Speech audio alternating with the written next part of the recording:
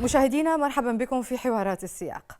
لم يخرج الكثير عن القمة الرئاسية الثلاثية في طهران بين روسيا وتركيا وإيران، والتي عدها البعض ردا جيوسياسيا قويا على زيارة الرئيس الأمريكي لشركائه الأساسيين في الشرق الأوسط. عن مخرجات القمة وعلاقتها بالملفين السوري والأوكراني ينضم إلينا وليام لورانس، أستاذ العلوم السياسية والشؤون الدولية في الجامعة الأمريكية والمسؤول السابق في الخارجية الأمريكية. دكتور لورانس، مرحبا بك معنا. My pleasure. دعنا نبدأ بمخرجات قمة طهران. لم يعلن عن الكثير، لماذا برأيك؟ I think there were security elements, commercial elements, and geopolitical elements. On the security side, Russia is obtaining hundreds of Iranian drones to counter Turkish drones and other weapons in Ukraine, and Russian forces will begin to train on these at the end of the month. So there's some arrangements being made there vis-a-vis the security cooperation. There are other elements to the cooperation, but drones are the main new aspect, and it's critical because China, among other countries, are not providing Russia with drones and aren't as militarily active in defending Russia as Russia might like. In terms of the commercial side, there's new gas facility development in Iran that Gazprom will be involved in. That's part of this new, let's say, energy nexus between Iran and Russia and China. As you know, or a lot of people don't know, China's been diversifying away from African energy imports towards Central Asian and Iranian imports. And so there's this increasing effort between Iran, China, and Russia to produce and consume each other's energy products and to cooperate each other on the technology side. Particularly since Iran has been unhappy in the fact that Western companies aren't going in there to help with energy. They would actually rather have Western inputs, but because of the falling apart of the JCPOA and those worsening relations, that forces them into closer commercial relationships with Russia. And then there's the geopolitical elements. Russia would like Iran to become part of this anti-NATO axis that Russia sees as so detrimental to Russia's goals.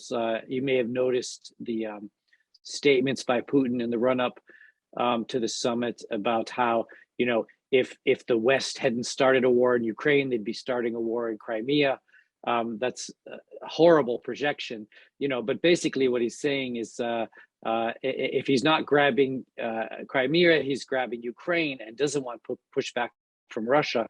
And his ultimate goal here, of course, is to build back to the Russian Empire, build back to the Soviet Empire. But he likes sort of projecting this sort of imperial animus, onto the West because of, conventional wisdom about Western imperialism, while camouflaging Russian imperialism, which is more active, more present, and worthy of everybody's careful look. And of course, China, since I've mentioned them, is looking closely at what's happening vis-a-vis Ukraine because of its designs on retaking Taiwan. دكتور، فقط للرد على ما ذكرت قبل أن ننطلق لنقطة ثانية فيما يتعلق بمسألة الدرونز تحديدا. روسيا ذكرت أنها تقوم ببناء برنامجها الخاص وتحتاج فقط للتقنية التي ربما ستستعين بدول مثل إيران أو تركيا لمساعدتها. Well, that's a little bit like the Houthis saying they're building their own drones and sending them at the Gulf countries. But there's Hezbollah engineers and there's Iranian technology and there's imported parts. So you can do a bit of an obfuscation or bait and switch here. But the bottom line is Russia has been incapable of countering Turkish drones. Both in Libya, where they were first tested, and in the Ukrainian theater, and now they're looking for new alternatives. One of the ironies here being that if they're colluding with Iran, which is hitting through proxies the Gulf countries, that sort of raises a question about Saudi-Russian cooperation over energy, Saudi-Chinese cooperation, and Emirati-Chinese cooperation in particular, and Russian. So these things are quite complicated. But one thing is clear: Russia, subject to terrible sanctions from the West in particular, is incapable of waging this war effort entirely on its own. So it is looking for inputs. في ملف إلغاء حظر مرور الحبوب الأوكرانية عبر البحر الأسود، هل يعتبر اختراق ما تم التوصل إليه؟ Yeah, that's ongoing. They haven't reached a final deal yet, but there are many aspects of it. I think if we step back for a minute, we have to recognize that, about a quarter of the world's grain production was coming from Ukraine and Russia before the war. And countries like Tunisia, Libya, and Egypt were getting over 80% of their grains. And Egypt just got a huge shipment from India, and India said that's the last one because of our drought. So we're facing serious food insecurity. Turkey's been playing let's call it an intelligent double game around the Ukrainian war. So, for example, they provide weapons, drones, and other types of support to Ukraine, but they're also negotiating with Russia on a wide range of issues, and they let the Russian Navy pass through the Straits of Dardanelles and Bosphorus. And within that context of the maritime aspect of the war, which is rarely discussed, and I'm happy to discuss it further with you if there's interest, the maritime conflict has involved the sinking of Western flagged and Russian ships, the blockading of ports, the blockading of grain, the theft of grain. And the latest negotiations have been over the passage of badly needed grain supplies for Africa that were stolen by Russia that would go back through Turkey as part of a larger deal to get more grain out of Odessa. You may also have noticed in the news reports that grain has been leaving overland in Ukraine through Poland to get to world markets, but that's highly inefficient and really hard to do because the railroad tracks don't even line up. So I've been in discussions with Ukraine experts talking about how to sort of put grain up on a hill and then dump it into Polish trains and all these things. But what really needs to happen is the grain needs to get out of Odessa and other ports. Turkey is the mediator, as Putin has recognized on multiple occasions. And ironically, also, the first thing that has to be removed is the Ukrainian mines against Russian ships. And for Ukraine to remove the mines, they need Western guarantees. So I've been advocating for many weeks and months now, along with a lot of other people in the United States, that we need humanitarian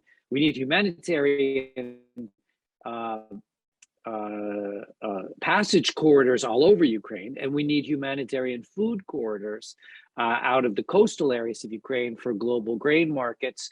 And that would involve a larger Western role in securing the supplies. Turkey can play a huge role here. They've got a navy, they've got control of the straits, they've got, they're a NATO member.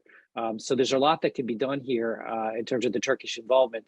So I see the Tehran summit as a continuation of a number of conversations. Let me add quickly, they also continued talking about Syria. There was that meeting between Erdogan and senior Iranian officials about stopping an offensive in northern Syria. So there's many files that are being discussed, even if there weren't major announcements coming out of the summit. بحديثك عن اللعبة المزدوجة لتركيا، ما موقف أنقرة العضو في الناتو بعد هذا اللقاء من الحرب في أوكرانيا؟ إلى جانب من تقف تركيا؟ Turkey's on everybody's side and no one's side. You may remember some years ago, Turkey had that famous good neighbor policy where they were friends with all their neighbors. That was true at the time to a large degree, including Israel and other countries. And then Turkey went through a period I would describe as having difficulties with all of its neighbors. And a lot of that grew out of the Syrian war. And I think what Erdogan's trying to do is get back closer to that previous good neighbor policy where they're friends with everybody.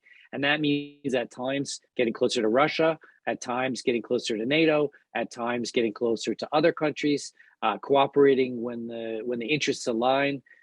You notice lately they haven't been sending out ships into the Mediterranean to get Greece and its allies and the European Union angry about that sort of thing. So there's been a clear shift in Turkish foreign policy. They're making up with Egypt, UAE. There's been a clear shift in Turkey foreign policy over the recent months and years to try to get back to a place where they can be in a middle position between everybody, right? Between Europe, between Russia, between the Middle East and Africa, which is probably its rightful geopolitical role. That doesn't make the Americans very happy all the time because Turkey doesn't toe the line. You may have noticed that they were threatening Finland and Sweden again to block their accession to NATO after just a month ago saying they were fine with things. And that's, I think, part of Turkey's, and again, I'm using these terms neutrally, even though they sound negative, the double game, the zigzag, the dance, whatever you want to call it. Turkey's navigating choppy seas here in a way that works in Turkey's interest. And I think, not all the problems have been solved. They haven't done everything right, but they're in a very good position to make some big deals here. In fact, probably a half dozen countries have offered to mediate an end to the Ukrainian-Russian war. And Turkey, of those 6 countries, is probably in the best position to eventually do that. I don't think we're near the end of the war yet, but Turkey's in an excellent position to play that role because of their interests with all of these countries and a certain level of trust that everyone has in Turkey. الروس وصفوا القمة بأنها تصبو لبناء حلف جديد. هل تتفق أم ترى أن هناك مبالغة هنا؟ I'd say more of the latter than the former. But we would be foolish to say that there isn't a strengthening of the Russia-China-Iranian axis going on here. The Americans are always quick to point out that Russia has no allies. I disagree with that. They have allies, but their allies are more like proxies, like Belarus. Sorry, not proxies, the client states like Belarus or Kazakhstan, or relationships of opportunity, like with Iran or China, without necessarily a strict alliance. There's nothing really like NATO anymore in the former Soviet space. Russia's a pariah now to a large degree at the UN, at the G7, at the G20. It's G7 because Russia was kicked out. And in a lot of other international fora, Russia is a pariah state now. There's all types of sanctions on them, started in 2014. Very much deepened in after the invasion in 2022. And so Russia does what it can without really forming close alliances or strategic alliances. It's certainly not alliances of equal status. I mean, obviously, in the American alliances, America's the big cheese, right? But I don't think the British or the French or the Germans would consider themselves not equal partners with Russia. And of course, with the United States. But Russia and China see themselves as equals, but most of Russia's relationships are that of client states, states like Kazakhstan or Belarus, where Russia more or less controls the country and the head of state and the security situation if citizens rebel. And then China, getting back to a point I made earlier, has been really interesting in 2022 because it's aligning with Russia. It's repeating Russia propaganda. It's making certainly symbolic moves, right? But it's not supporting Russia militarily and in a variety of other ways, in part because China doesn't want to become a pariah state. So being a pariah state, whether Iran or China or Russia, in a world that has human rights and democratic norms, which are seen to be worse violated by those 3 countries than others, and then of course Iran with its own sort of destabilizing role within the Middle East. That's a club really nobody wants to be a full member of.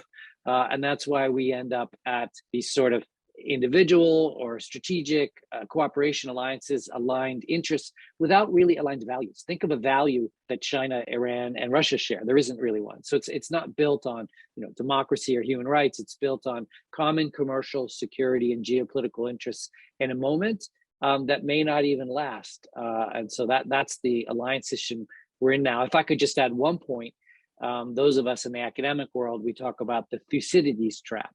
It's after the famous Greek historian Thucydides, which basically says when you have a rising power and a declining power, they inevitably go to war. And so the way that's being discussed is in the China-US conversation. And I think global order going forward is going to depend a lot less on the world's relationship with Iran or the world's relationship with Russia, but whether or not China and the United States can avoid a conflict over time, a major conflict. Because when those countries' relations break down, and China and the US depend on each other economically quite a bit, but are geopolitically opposed increasingly, then we have a really serious issue. And this is, I think, one of the reasons enlightened Chinese leaders are saying, hey, we're going to support Putin to a degree. We're going to work with Iran to agree, but we're not going to go too far down that road because we don't want a global conflict that pits China against the United States and works against long-term Chinese success and Chinese interests. في المقابل هناك أيضا من ربط الزيارة بمحاولات موسكو الاستفادة من الخبرة الإيرانية في التهرب من العقوبات. هل هذا تسطيح لمخرجات الزيارة؟ No, I think it's more an acknowledgement that they're in the same boat and rowing in the same direction against international currents. I often hear the US make similar, let's say, pandering or ingratiating statements to countries saying, we can learn from your counterterrorism experience, when in fact the counterterrorism experience was largely a negative lessons, meaning we're not going to do what you did against your terrorists because there are better ways to deal with it. And I think Russia has been getting ready for international sanctions since its invasion of Georgia in 2008 and subject to vast international sanctions in 2014. So I don't think Russia has too much to learn from the Iranians, but in terms of alignment, I mean aligning, right? So they're creating a non-dollar denominated international economy that's a bit of a sanctions buster, and sharing experiences that way, i.e. sharing relationships that evade an international economic order dominated by the dollar and an international banking system in which Iran and Russia are very small players. And so they, in that sense, they see that they need each other rather than, I think Russia has a lot to learn from Iran. هل أهم مخرجات قمة طهران كان الشق المتعلق بسوريا ومحاولة إيقاف العملية العسكرية التركية؟ No, I think the most important thing that came out of this meeting was a Turkish-Russian conversation about Ukraine and about grain. I think that and an eventual ceasefires and eventual ending to this war. I think Syria is at best a second order issue. The main game here is to restrain Turkish actions against Kurds in northeastern Syria rather than in support of Sunni populations in northwestern Syria. I think the Turkish and Russian battle lines are constantly violated, but still rather clear in northwestern Syria. But if there's a big Turkish invasion of northeastern Syria, that could have a pretty serious destabilizing effect. And I kind of agree with those cautioning Turkey against it, that it could help the terrorists, although not necessarily the same terrorists that we're referring to. I mean, when Turkey thinks about terrorists, it thinks about YPD, you know, that thinks about the Kurdish terrorist groups. When Assad and Hezbollah and Russia think about terrorists in Syria, they're referring to Nusra and, you know, those guys. And then of course there's some of those groups think even the Free Syrian Army is terrorists, right? So, you know, everyone's thinking about different terrorists, but I do think that a major Turkish operation in northeastern Syria doesn't do anybody any good. I think Turkey's best defending against Kurdish terrorist threats from within its own borders.